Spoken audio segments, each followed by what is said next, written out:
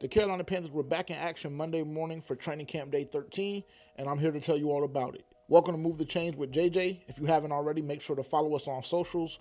On Instagram, you can find us at For Panthers Fans Only, as well as Twitter. You can find us at FPFO_podcast.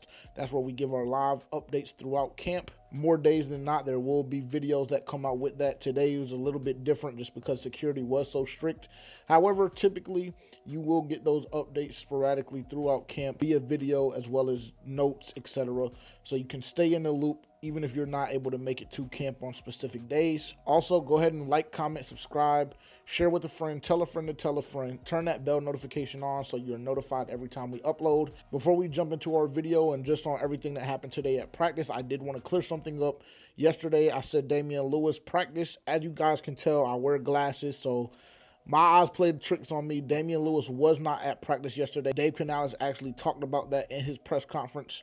People were asking if it was injury related. He told the media that that was not the case and it was a personal matter. So Damian Lewis was not at practice yesterday. Again, wanted to clear that up. I'm sure it's probably confusing when you guys get conflicting reports. So want to make sure that I'm always giving the best information possible and being the most reliable source possible that I can be for you guys. Now for today's practice, just a quick overview. Very, very brief. Practice lasted about 60 minutes. Majority of the time was spent doing team drills, 11 on 11 drills, probably for about the first 25 or 30 minutes. There were live periods going on. Then they took a little break in the middle, took the pads off, and then they had like kind of a mini walkthrough. And I will tell you guys, I'm sure you all have probably heard and or seen via X, whatever other content creators you listen to. I'm sure that you guys are fully aware on what happened today with the defense dominating yet again. And it was a tad bit different. Now, yesterday I mentioned how the Carolina Panthers overall won the day based off of the level of competition. And really today, it was a different type of dominance. It really wasn't a jab, back and forth type day. No, today was exceedingly and abundantly defense, complete domination. Offense really had no positive plays with the exception of the walkthrough, the last period of practice. But again, we'll kind of break down and go through things a little bit more in detail just so you guys are covered and on what happened. Today's video will not be long at all because practice wasn't long. So I'm not going to waste your time with yapping, not going to waste your time with pointless information. Just going to tell you guys exactly what happened. Before we get into a couple of takeaways and just more details about practice, the Carolina Panthers, I mentioned yesterday during our video, the kicking battle, I believed, came to a conclusion with Harrison Mevis missing 2 of his 5 field goals yesterday during the live period. And shortly after I recorded, the Carolina Panthers did let go of Harrison Mevis, the thicker kicker. So the thicker kicker era in Carolina is officially over. In correlation, the Carolina Panthers brought in rookie tackle Tyler Smith out of Western Carolina, a point of emphasis that we have discussed over the last week or so with all the injuries that we've seen to the offensive line, with the vet days, with just how the offensive line looked overall on Thursday night against the Patriots as well. Offensive line is something that I've told you guys the past 2 or 3 days. We need more depth.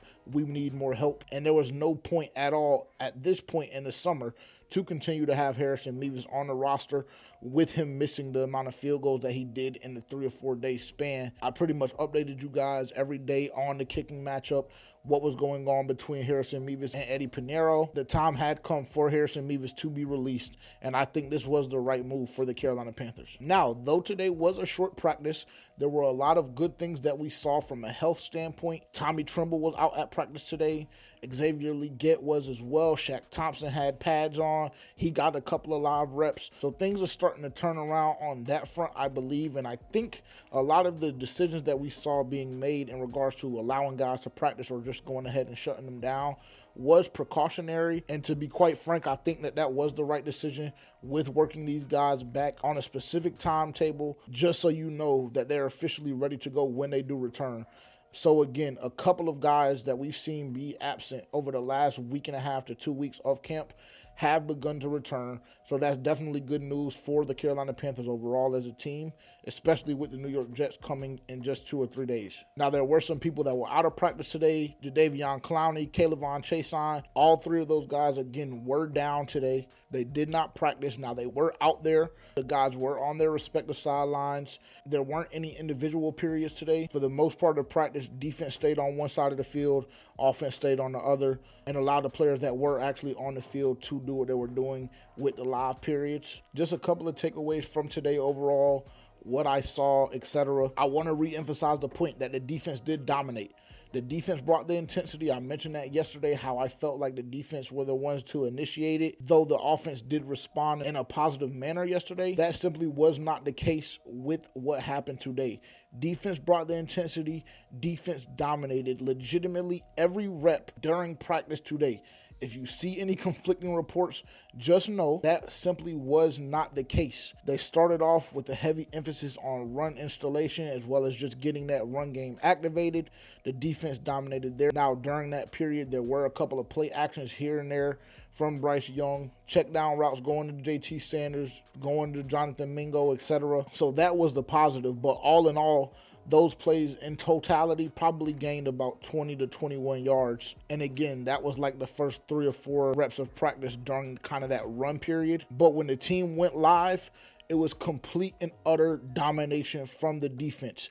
If you see anybody saying that there was positivity in any regard offensively, with the exception of potential installation, it just simply is not the case. We saw on either the first or second play of live team drill, of live 11 on 11s, Bryce Young threw his 4th interception. It was one of those situations where it seemed like Dave Canales was only giving each team one drive at a time. So as soon as Bryce Young threw that 4th interception of camp, the first team offense immediately came out, and then the second team offense came out, and it was exactly the same thing. Luigi Villain had a sack. The following play, Luigi Villain had another pressure, forcing Jack Plummer to have to throw an off-balance pass that, again, ended in an interception.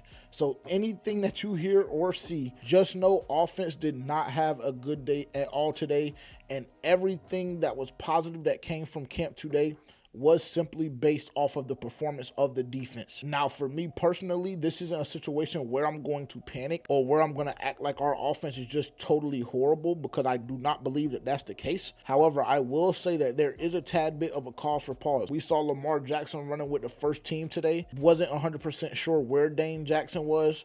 I didn't see him on the sideline. I haven't gotten any reports. I don't know what is going on that front. But when you look at the situation, we're looking at a cornerback 2 or 3 on the opposite side of J.C. Horn, as well as Jadeveon Clowney being down, Kayvon Chason being down, etc.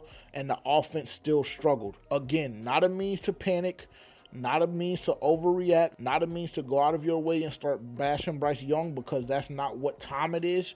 But I will say today was tough.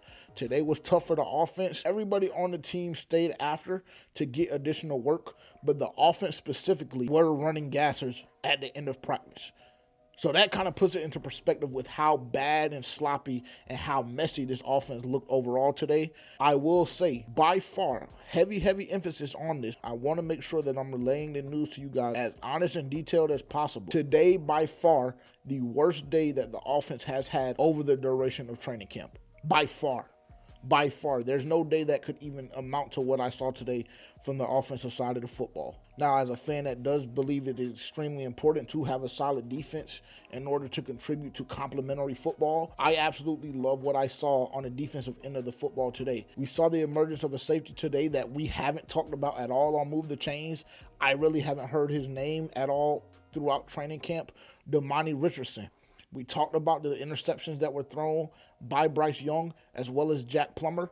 Damani Richardson was the player that came up with both of those interceptions. And it wasn't a situation where the ball was just thrown right to him or anything like that. Damani Richardson made 2 very good plays to change the momentum and to give the defense the upper hand in that turnover battle. So huge shout out to Damani Richardson, because today was his day. And to be quite frank, with only 2 days left of practice, now is the time to make that jump, to show this coaching staff as well as the front office that I deserve to be a part of this team because I can contribute. Today, Damani Richardson did his job at a very high level, and I think that he may have helped himself a little bit for when roster cuts come at the end of this month. Other than that, there's really nothing else to cover. Again, the Carolina Panthers did only practice for 60 minutes today. 5 or 7 of those minutes were dedicated to the stretching. Then they took another 5 to 7 minutes to take their pads off. So definitely a different tone and different energy from what we saw yesterday for sure. Again, I want to re-emphasize the point that us as fans should not be in a panic. We shouldn't worry. I think that it is beneficial for both sides of the football to have their days. And it just so happened that the defense won back-to-back days, and it just so happened that today was extremely, extremely one-sided. But again, do not panic. Do not overreact. Don't go on Twitter making brash statements about our franchise quarterback or anything like that, because that simply is just sensationalized nonsense that we ultimately do not need in this fan base right now. So everybody just take a deep breath. We have the Jets arriving for joint practice on Thursday. We will probably have another walkthrough, another light day on Wednesday. I'll make sure to bring you guys that information once again, like I always do. Again, if you haven't already, make sure to like, comment, subscribe, turn that bell notification on so you can be updated on all Carolina Panthers training camp news. And I will talk to you all very soon. Thanks for tuning in. Peace.